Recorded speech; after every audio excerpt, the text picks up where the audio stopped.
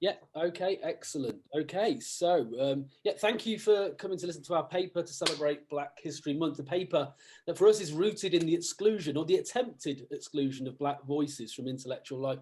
A problem we will hear later in Daphne and Joy's paper in particular is very much alive today. Our paper tracks the historical nature of this exclusion, and it does so by transporting us back in time to mid-19th century America, which is the context of our study, where at the start of the Civil War in 1865, at least 4 million Black people were enslaved in the American South. These men and women and children have been denied the very personhood and legally defined as property and human chattel. In the post-Civil War period, following emancipation at this time, there was an explosion in free Black people in the North, however, in which women constituted about 50% of the free Black population. And they played a really central role in this, in keeping the well-being of their families and beginning to work outside of their homes in a variety of industries, including like sewing and laundering clothes and midwifery. However, much of the historical record up until now, until very recently, suggested that Black women during this period had little or no voice in the resistance in their roles and were considered outside of the intellectual sphere. Our paper claims otherwise. Historically, and contrary to common assumption, Black women in the United States have always been at the forefront of Black intellectual activism, whether at the local or national level. Since the earliest years of the transatlantic slave trade in the mid-16th century, often anonymous and silenced women have been central to the development of intellectual communities. Now, we explore this question through a theoretical frame inherited through the work of Italian Marxist Antonio Gramsci. Now, Gramsci's notion of the intellectual is really helpful for us here. Gramsci was essentially trying to explain how a ruling hegemony retained power and believed that the intellectual was really central to achieving this. And as he suggests in this particular quote here, every social group coming into existence on the original terrain of an essential function in the world of economic production creates together with it itself organically one or more strata of intellectuals, which actually gives it homogeneity and awareness of its own function, not only in the economic, but also in the social and political fields. So what Gramsci was saying here is that in order for a ruling hegemony to come about and to maintain dominance, what they needed was a group of intellectuals to support it in its emergence. So for us here, we might have the sort of founding fathers, as they call themselves, as the sort of intellectuals which supported the emergence of that group of people. So intellectuals in this pre-Civil War era helped to maintain this political hegemony of America's white ruling class through the proliferation of images, texts, and visual things within the public sphere. And this really supported them as they sort of shaped the consciousness of ordinary citizens, secure their consent to be governed and to accept almost the perceived necessity and justness of slavery. So Gramsci's work for us is really productive in helping to understand the centrality of Black women in the development of a counter-hegemonic movement, because Gramsci suggested with every hegemonic movement, there'd be a counter-hegemony. So he suggested that this movement of counter-hegemony would arise in reaction to this. So following Anthony Bogue's work, we agree with him that Gramsci's notion of hegemony and its various modes of structuring thought suggest possible directions of how to study Black radical thought and Black political intellectuals. So he suggests that radical Africana is obviously engaged in the creation of hegemonic texts during the 19th century, in particular in America. But however, for him, the key question is, at what moment does that rupture begin? For us, we're suggesting that it's earlier than is commonly thought.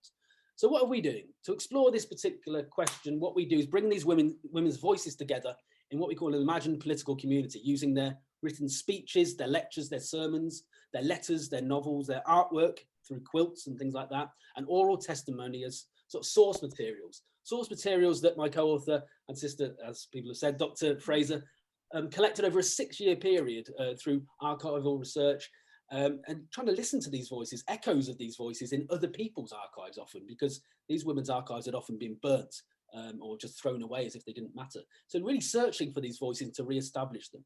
And in doing so, what we try and do is argue that there's a clear counter-hegemonic force established even by the late 1860s, which could challenge those in power. So our contribution is to challenge the commonly held view that women did not have a central role in intellectual resistance at the time. And that is often, they're overlooked and neglected and ignored, how these Black women challenged and fought for change in society in a multiplicity of ways. So I'm going to now pass you over to Becky, who's going to narrate a selection of these stories of these inspirational Black women from history. Thank you, Becky. Okay, so you can see on the screen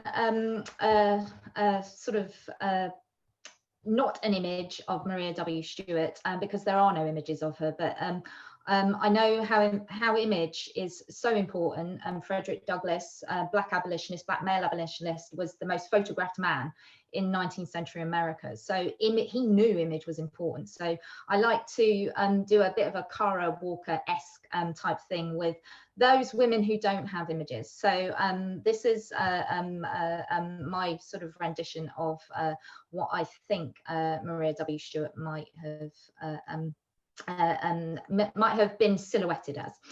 So on the 21st of September 1832, Maria W. Stewart spoke these powerful words.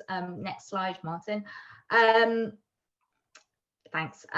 Why sit ye here and die? In her powerful lecture, Why Sit You Here and Die?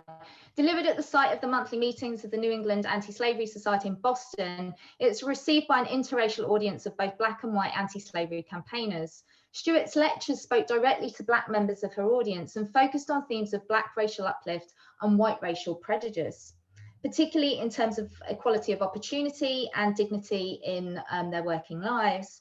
She urged black people in the United States towards radical activism, proclaiming, why sit ye here and die? Just scroll down.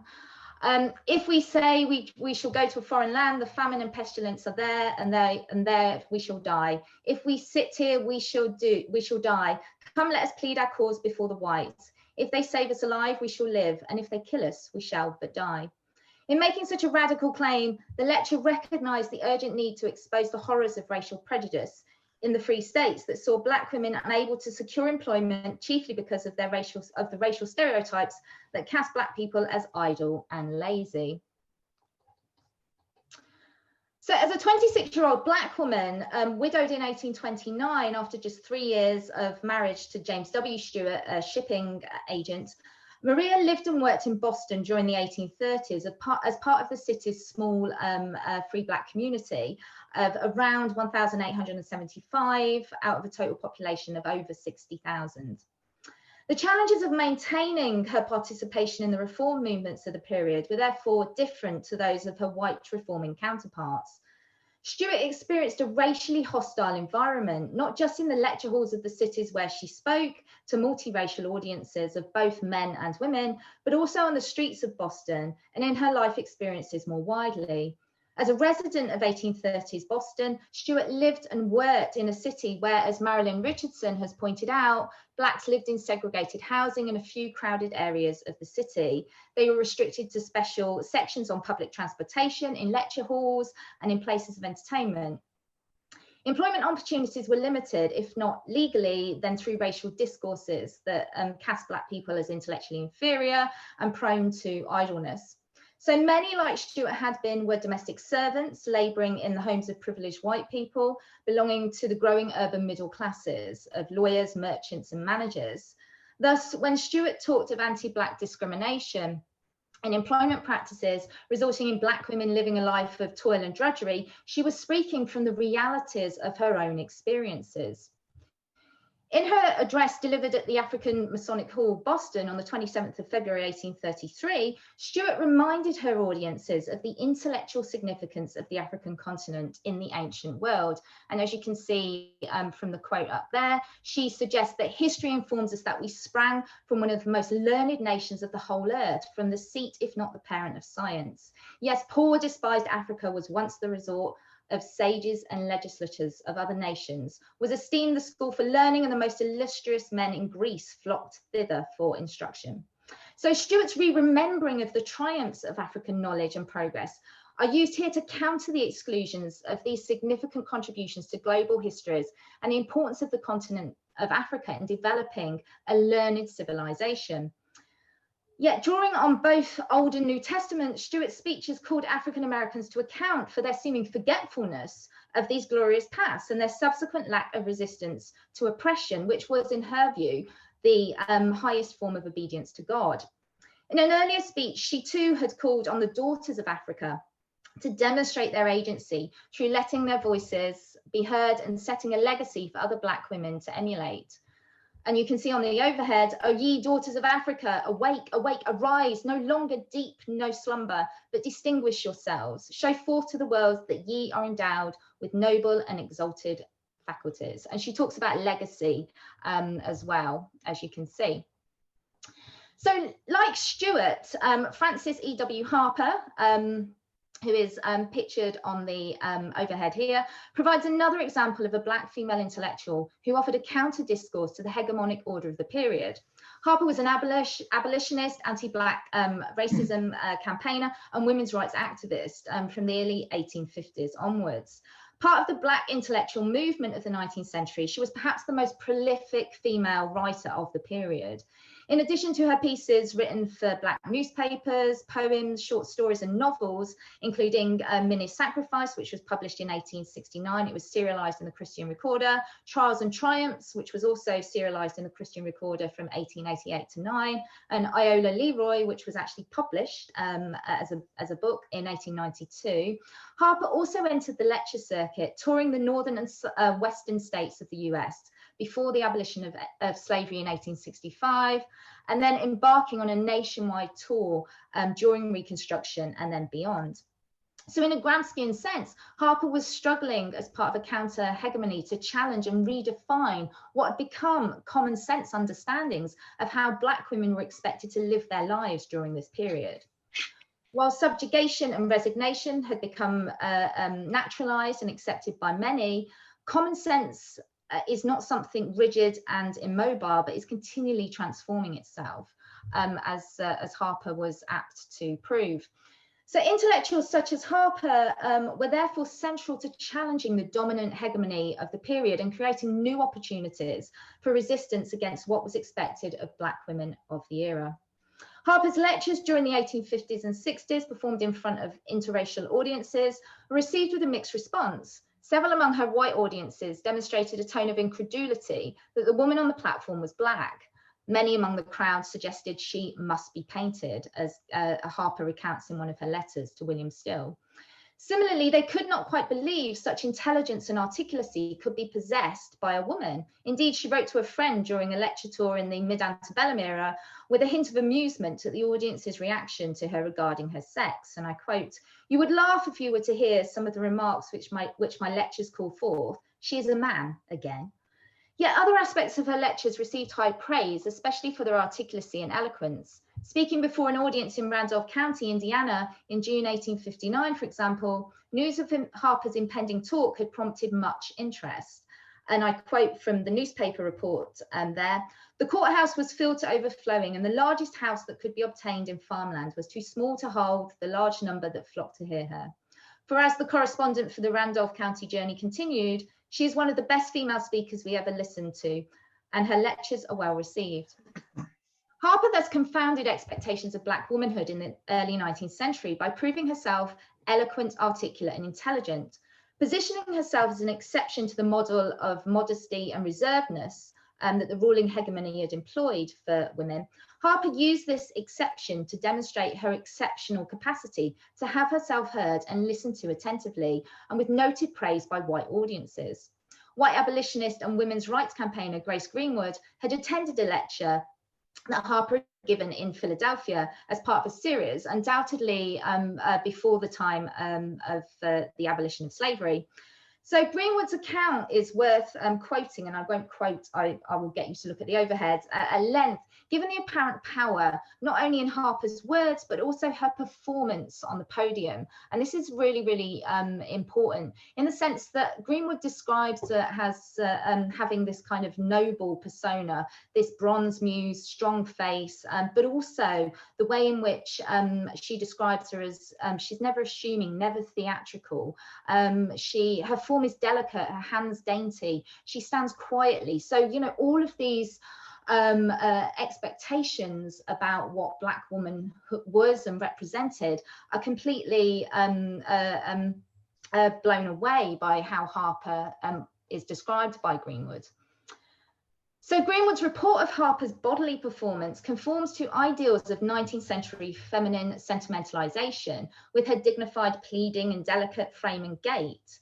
It is accounts such as Greenwood's that have led historian Carla Peterson to consider Harper as occupying what she calls a quiet body in the white American imaginary in relation to the Black woman in the 19th century. Her professed quietness in terms of bodily performance would have been read as threatening by white America and thus non-powerful and not capable of meaningful resistance.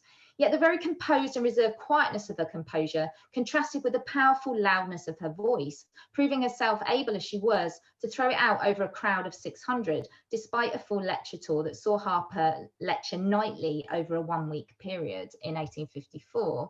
And as she noted to William Still, never perhaps was a speaker, old or young, favoured with a more attentive audience. My voice is not wanting in strength, as I am aware of, to reach pretty well over the house.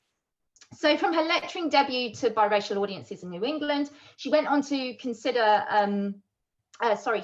counter first impressions of her quiet body through the Civil War and Reconstruction via her lectures and more private meetings with formerly enslaved people throughout the South. So especially freed women who she encouraged to have self-respect and dignity in their working lives in the post-emancipation age. The content and performance of Harper's speeches then belied her quiet body, countering white male hegemonic arguments about Black people, women in general, and Black women in particular.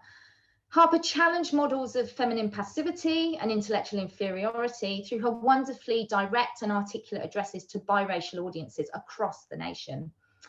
So another Black female intellectual of the era, Sojourner Truth, was never cast in the quiet body role as Harper was. Yet Truth used her body in various ways and through various means to represent images of Black women as possessing their own representation of self, agency, and dignity in their working lives. Unlike Harper, who was born a free woman in Baltimore, Maryland, Truth was born into slavery in New York State in the early 1800s, and she escapes from slavery in 1826 with her young daughter, Sophia, and this is a year before New York State has officially abolishes slavery in 1827. So Truth was a lifelong illiterate, and she used her remarkable powers of extemporization to address biracial conventions in the 1850s through the Civil War and Reconstruction. So strategies of shaping counter-hegemonic narratives for Black female intellectuals, especially on the lecture circuit, differed depending on their specific performance styles. So like Harper, uncertainty over Truth's gender on the part of her white audience were familiar. Yet while Harper's audience demonstrated uncertainty about her sex, her already noted performances of quiet articulacy on the lecture podium, coupled with her slight frame, allowed her to enact a noted model of womanhood, which helped to kind of dispel such questions, but not so for Sojourner Truth. She was over 6 foot tall as well.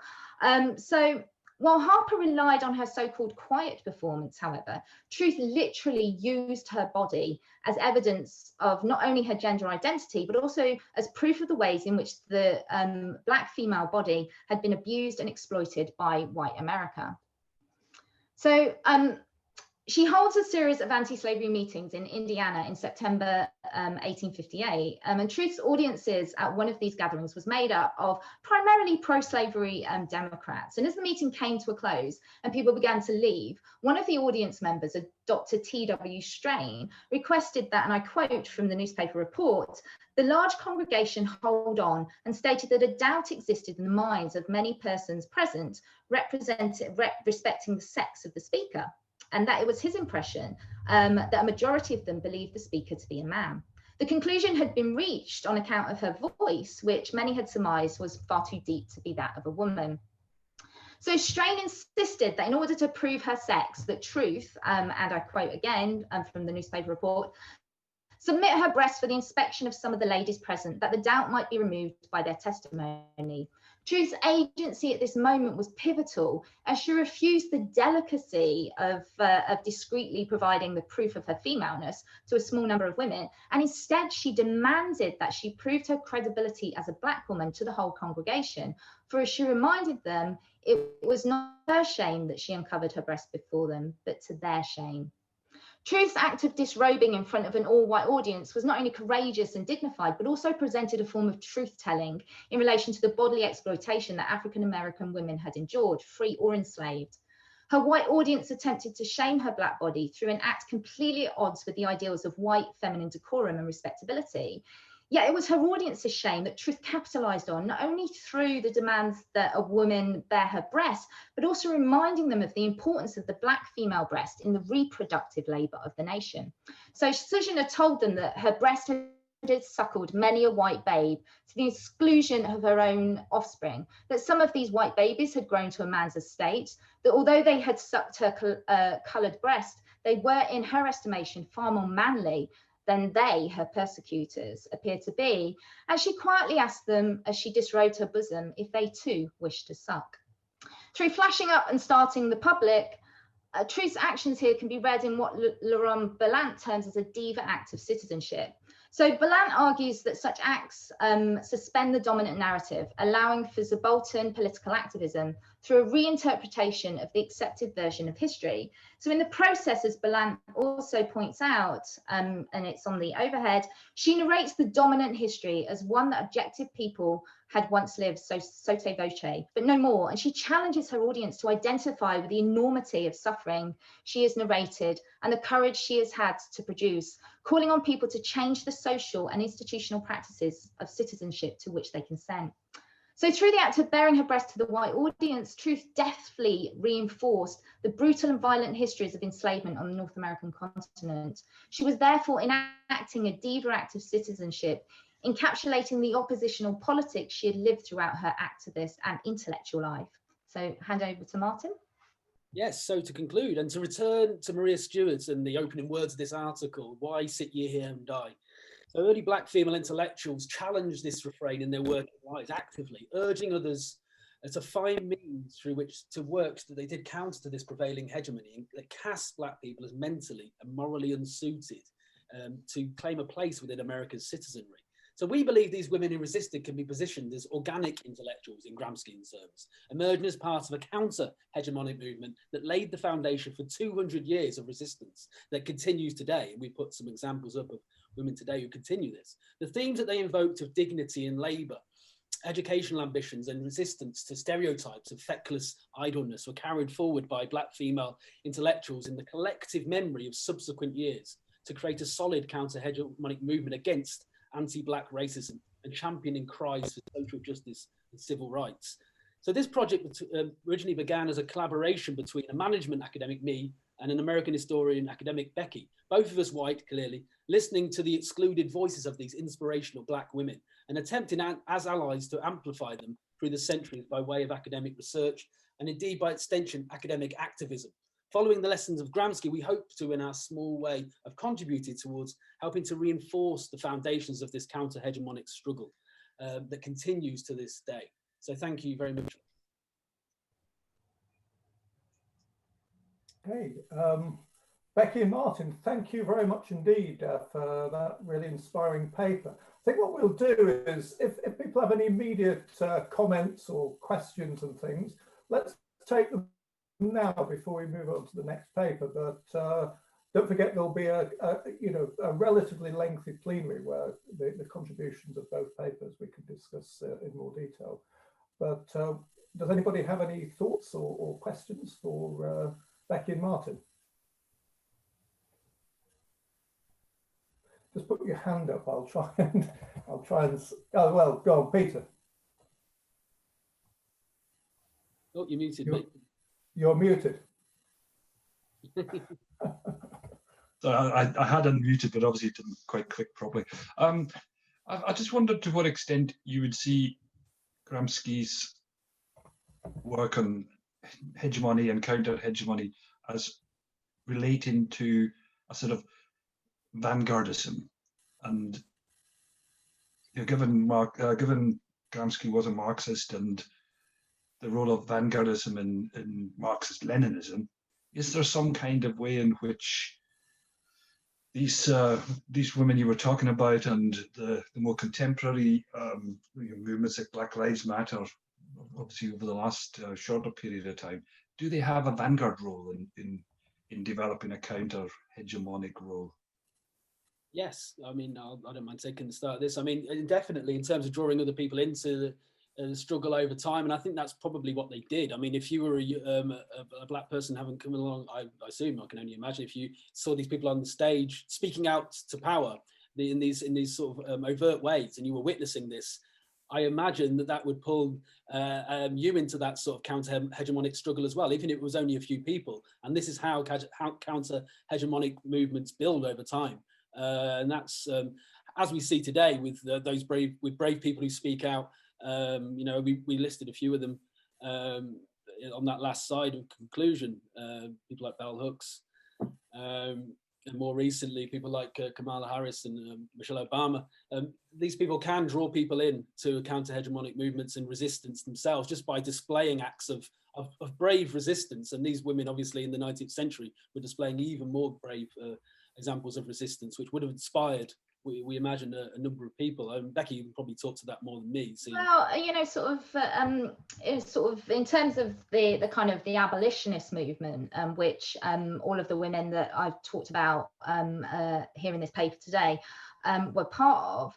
These were seen as radical. They were seen as, you know, sort of really kind of, you know, sort of violent, sort of, and dangerous. And so, you know, sort of, while they had a small number of support, I think, you know, sort of, they were viewed with suspicion by many in the northern states. And of course, you know, sort of in the South, where, you know, sort of slavery had existed for over 200 years by, you know, sort of the 1840s and 50s, you know, sort of they weren't welcome at all. So, you know, sort of, I think while, you know, sort of some people may have been drawn to, you know, sort of the sort of the movements because of the, you know, sort of the people speaking on the podiums. In a sense, I get the feeling that they were preaching to the converted, that only those who were, you know, sort of interested or were sort of avowed abolitionists or women's rights campaigners would have been, you know, sort of invested. So, and it takes a very, very long time for these women in particular, because don't forget, women up on the, you know, sort of stage, on the public, you know, sort of podiums of 19th century America, it was just really alarming. So, you know, sort of women were not deemed to be, you know, sort of out there, you know, sort of on the public platforms speaking about matters that supposedly didn't concern them. The fact that these women were Black as well meant that actually they were pushing boundaries. They were challenging, you know, sort of conventions that you know, sort of many white women didn't do either. So we get, you know, sort of white women like Lucy Stone, you know, sort of speaking at a women's rights convention, and then the men who are, you know, outside threatening to burn down the convention center because there's a woman speaking. So, you know, sort of it was a sort of I don't know if I would describe it as a vanguard, actually, because it was already, you know, sort of those who were committed to the cause. Okay, thanks. Shall we just take one other, if anybody else has got a burning question before we move to the next paper? Okay, I have one just really quickly. And I wanted to ask how you chose the women that you focused on. Mm-hmm. There were many. Yeah, there were so many, and I was having this chat. I did a paper the other night online, obviously, at Nottingham Trent, and one of the questions there was, "How did you choose?" So I wanted to broaden this idea of what the intellectual was. We usually associate the intellectual with, I mean, the term intellectual is so loaded with gender implications. Intellectuals are guys, right? Yeah. So, and it takes women a very, very long time to be cast under that umbrella. But certainly it takes Black women an awfully long time. But also because Black women have, you know, sort of pursued activities and you know, sort of and ideals that have fallen outside of that kind of very, very restricted term of the intellectual. So I focus on artists, I focus on entertaining. The main bedroom is an oasis of calm. I have no idea what's going on. So I focused on artists, novelists, women who wrote letters to newspapers, just to problematize or challenge this idea of the intellectual, and a world away from, you know, sort of Martyn's kind of Gramscian sort of political theorist type thing, and wanted to, you know, sort of as I'm an historian, wanted to bring in, you know, sort of women who have not ever been defined under those sorts of terms, and certainly have not been included in a discussion with the likes of Frances Harper and Sojourner Truth. So I focus on women like Edmonia Lewis and Harriet Powers. So Lewis was a sculptress, 19th century. Harriet Powers was a quilt artist. So thinking about, you know, so how they're contributing to the public discourses of the day through like meaningful artwork. Novelists, so Harper was a novelist, but also Julia C. Collins, who serialized her novels in the Recorder. So there's sort of I have been asked that question several times, and it's I mean, sort of, I could have included a host more women, but maybe there'll be a second volume of the book that, you know, I can include those as well. But I just was, you know, sort of, it's so desperately important that, you know, sort of some of these women's voices come to the fore that haven't usually been regarded as anything to do with the intellectual life of 19th century America.